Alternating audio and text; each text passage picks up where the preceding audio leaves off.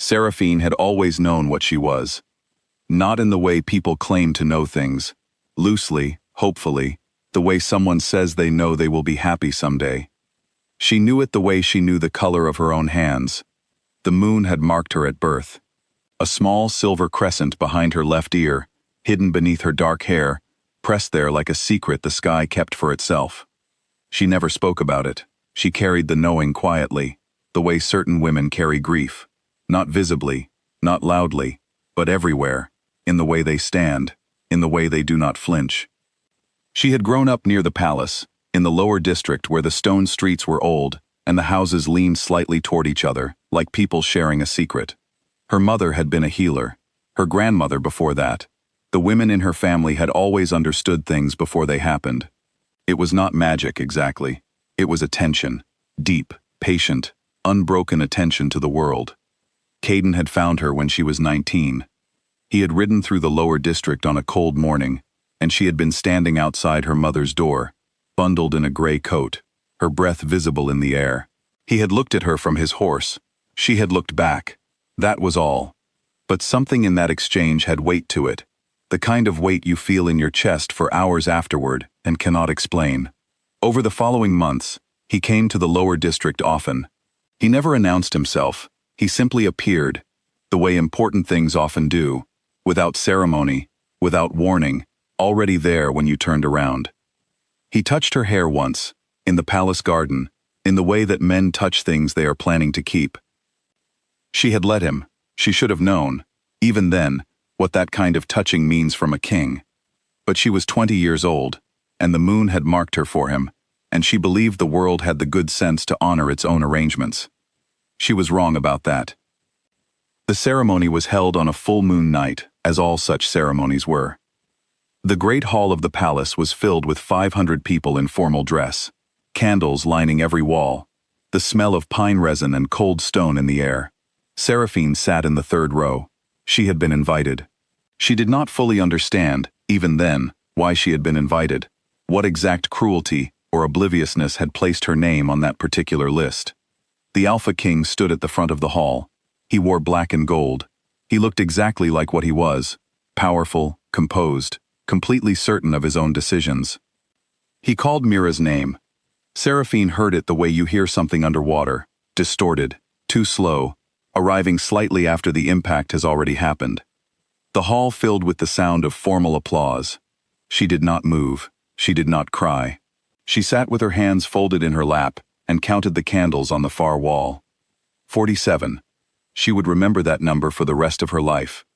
She would never be entirely sure why. She left the palace that same night.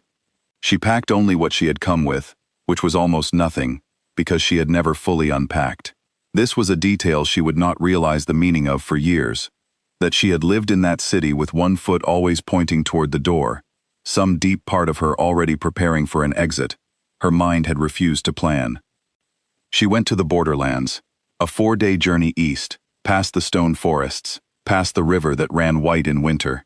The borderlands were rough and quiet, and they asked nothing of anyone who arrived there in silence and got to work.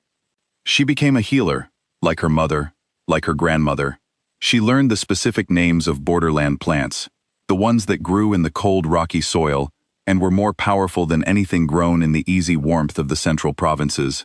She learned which roots could bring a fever down in hours, which bark could close an infected wound, which leaf, pressed against the skin, could ease pain in a way that did not feel like anything other than relief. People came from 2 towns away to find her. They said she had a stillness to her that made them feel safe. They called it peace. She did not correct them. Peace and grief can look identical from the outside if the grief is old enough and the person has stopped announcing it. She did not look at the moon for the first 2 years. She was not angry at it. She was simply not ready. The moon understood. It waited. In the palace, 5 years passed, the way wrong things often pass, visibly, noisily, with the constant appearance of forward motion. Caden ruled. He was effective. He was admired. He issued decisions with precision and enforced them with the kind of authority that makes people believe the person using it is, on some fundamental level, correct. He expanded the borders. He built alliances. He collected the artifacts of a successful reign. But the kingdom was not well. It started small. Harvests along the eastern border came in short. Not failed, just short. Just enough to notice. Just enough for the older farmers to look at each other with the specific expression of people who remember what imbalance looks like before it finishes arriving.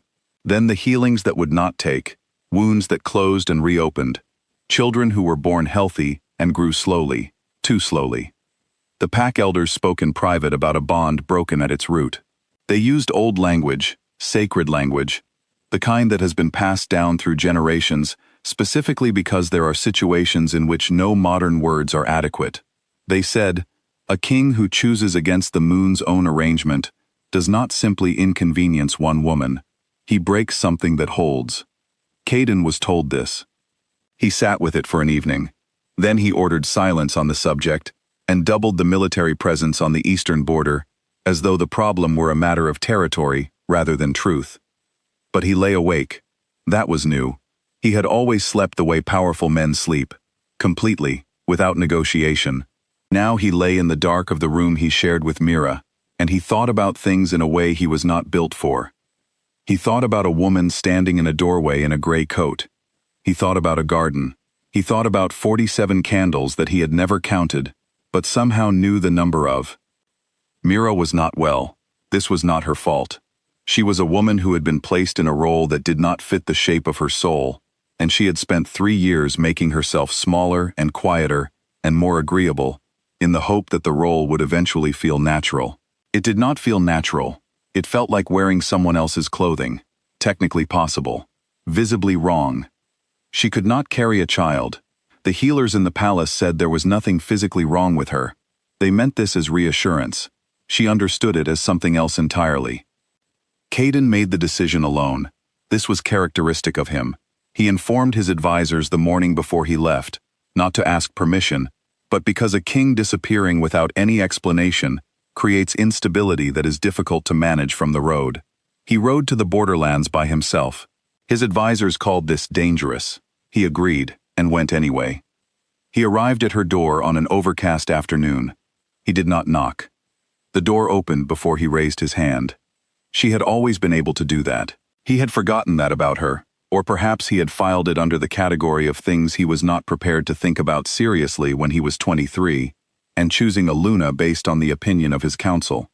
She stood in the doorway and looked at him. He looked like a man who had spent 5 years in a decision that fit him the way a stone fits inside a closed hand. It can be held, but not without the constant awareness of its edges. She looked like someone who had been living her actual life. This was the thing that undid something in him that he had kept carefully shut. She was not diminished. She was not waiting. She was simply finished with something and beginning something else, and he had the sudden and extremely unwelcome understanding that neither of those things involved him.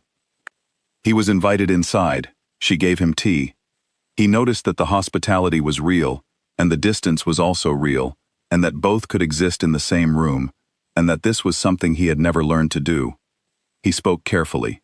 He used words like kingdom and stability and the moon's design, because he had arrived with a structure for this conversation, and he was not yet ready to abandon it for the simpler and more dangerous structure, which was, "I was wrong, and I cannot fix it from a throne, and I have come here because there is no other place to go." She listened without expression. She did not rush him. She poured more tea. Then she told him something that reorganized the entire floor plan of his understanding of the past 5 years. She had known about Mira. She had been sending medicines, anonymously, through a contact in the eastern province, for 2 years, not out of strategy, not as a way to position herself. Because Mira was suffering, and Serafine knew how to help, and the suffering of a woman she had never met was not something she was willing to leave unaddressed, simply because the situation was complicated. Caden sat with this for a long moment. He had rejected her. She had healed the woman he replaced her with. He had believed, in a general way, that he understood the scale of his mistake. He had not.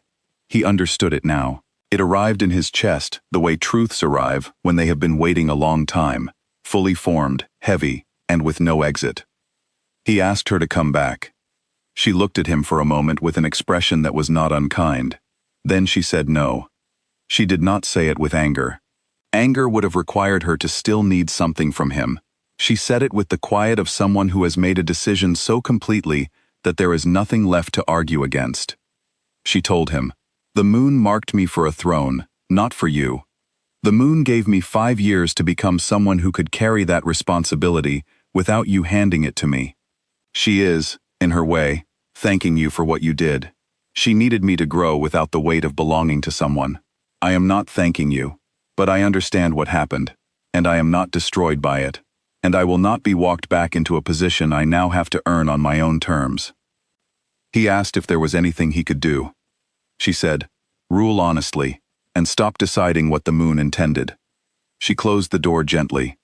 He stood outside for a moment in the gray afternoon light, then he rode back.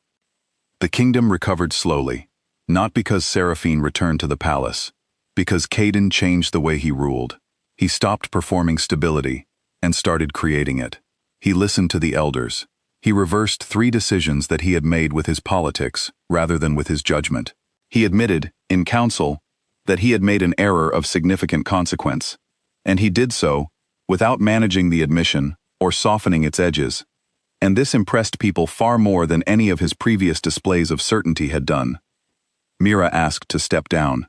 She did this in private, with no drama, with the specific dignity of a woman who has understood her situation clearly for some time, and has been waiting only for the right moment to act on that understanding.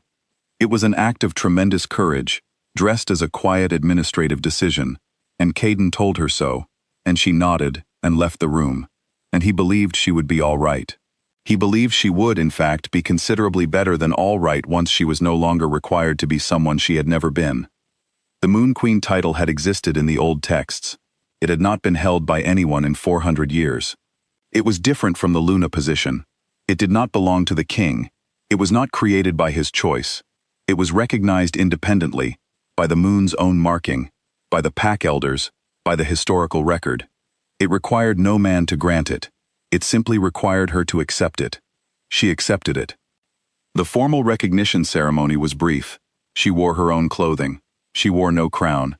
She wore a small silver pendant at her throat, moon-shaped, old, the one she had never taken off, not in 5 years, not in the borderlands, not when she stopped looking at the sky. The elders marked her formally. She took her seat. Several months later there was a summit, 3 kingdoms, a long table, formal and necessary. Caden was seated at the far end. She was seated at the other. The distance between them was exactly the width of 5 years, and every decision that had been made inside them. He looked at her across that table, the way he should have looked at her in the great hall on a full moon night, standing at an altar, with 500 people watching. He looked at her like someone who had finally stopped choosing incorrectly. She saw it. She let herself see it. She did not look away, did not refuse it, did not perform indifference. She saw it clearly, and she held it for a moment, the way you hold something that is no longer yours, but was once beautiful. Then she returned her attention to the document in front of her, and she spoke about the Eastern Border Agreement with the precision of someone who had spent 5 years becoming exactly who she was, without assistance. Outside, the moon was full. She did not look up. Some things you survive by understanding them completely, and then choosing, very deliberately, not to go back. This was one of those things. She had chosen.